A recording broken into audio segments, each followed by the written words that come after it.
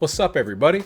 It's Luke James, not the singer. If you're looking to get your music reviewed, you can hit up this email that's right here. But today I'm going to hit you up with some of my mid-year favorites. I'm going to give you a list of 10, but there are some other projects that I rated highly. You can check those out by checking out my Best of the Year playlist. I will leave a link to that. And we're not going to do this in order or go too in-depth because I've already reviewed all these projects. You can find the full reviews on the channel. And as for the order, I like to leave a bit of mystery for the end of the year. So we're going to jump right into it, starting with one of my favorite albums, Hus's Big Conspiracy.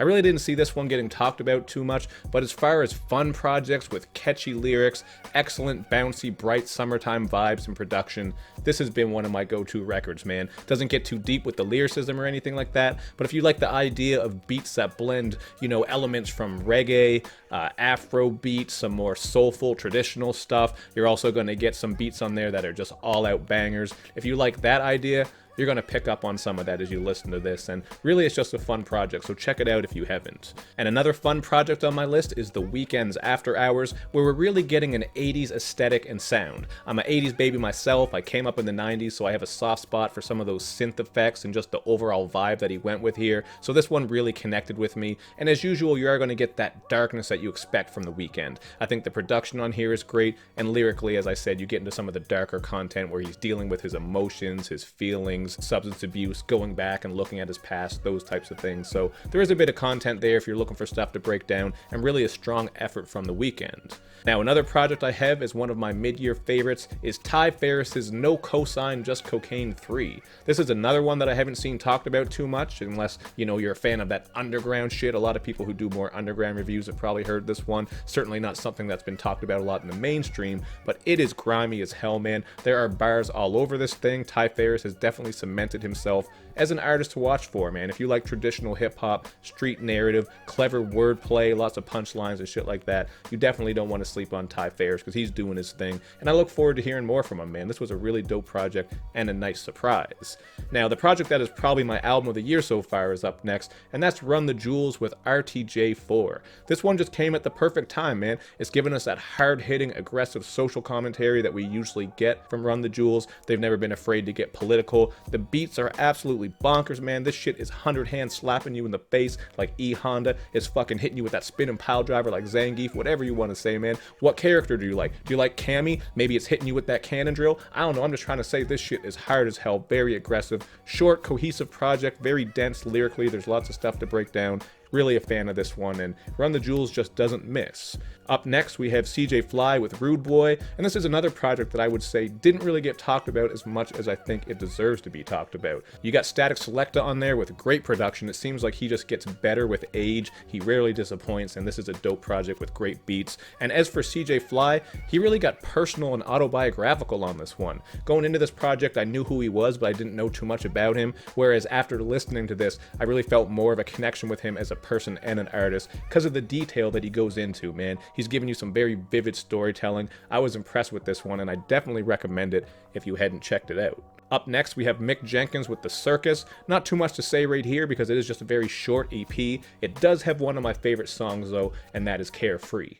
I just spit some bars there by mistake. I swear to God, I didn't mean to do that, but I caught on to it. But anyway, this album, or this EP, I think it was really dope. It definitely has me ready for a full project from Mick Jenkins because I think he's an artist who doesn't get the full love that he deserves, man. Even his last project, Pieces of a Man, was incredibly dope to me. Great lyricism, excellent production, wasn't talked about too much, but this right here, The Circus, is a nice taste for 2020, and hopefully we have more from Mick Jenkins on the way. Another project that is going to be on my mid-year list, and all these projects are going to be on my end-of-the-year list unless something crazy happens. But up next, we have Thundercat, It Is What It Is. Just smooth, jazzy, and soulful as you expect from Thundercat. You're going to get that humor as well. There's even some moments on there that are very poignant and somewhat sad, like Fair Chance. This one is a tribute to Mac Miller. Really one of my favorite songs of the year. It's just absolutely beautiful, very mellow. And another favorite song of mine this year is Dragon Ball Durag, and that is also on this album. Just a hilarious track, very catchy, love the video. So 2 of my favorite songs of the year are on this project, and all the other songs are pretty good as well, so it deserves to be on this list.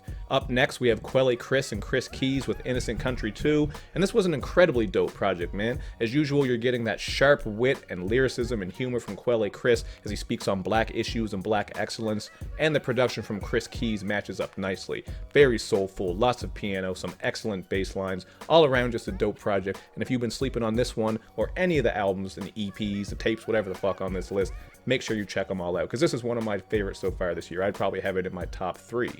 Up next, we have Ramirez with the Player's Manual, and this is easily one of the year's best surprises for me personally, because I didn't know much about this guy at all. I did look into his history a bit, and obviously he has been active for a couple of years, but this right here was just giving me those throwback G-Funk vibes, man. If you've been following my channel for a while, you know I love G-Funk. I love that West Coast sound. You're even getting some Fat Pat / Houston vibes on this thing. Very smooth with catchy hooks, very buttery, funky, bassy production on here. Really just a summer banger, so make sure you check that one out if you haven't.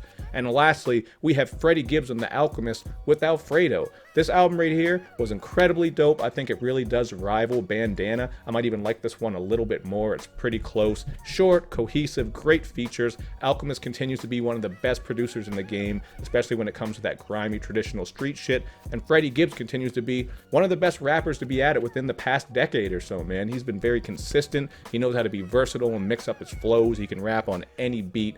He just does it all, man. So that was a really dope project, as are all these projects. So check them out if you haven't. Let me know what would be on your mid-year list. Is there something that you think I missed?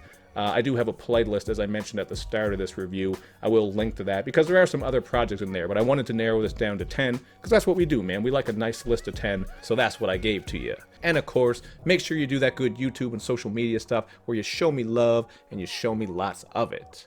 Thank you for watching, everybody. I will see you next time.